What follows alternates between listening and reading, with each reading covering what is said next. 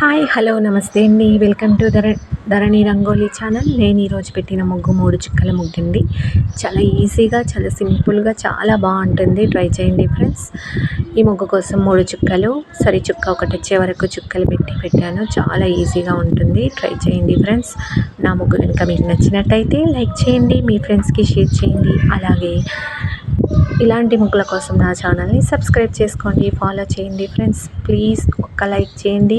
ముగ్గు చివరి వరకు చూడండి ఫ్రెండ్స్, స్కిప్ చేయకుండా చూడండి. చాలా బాగుంటుంది ముగ్గు. నా ముగ్గులు ఎలా ఉన్నాయో కామెంట్ చేసి చెప్పండి. Thank you.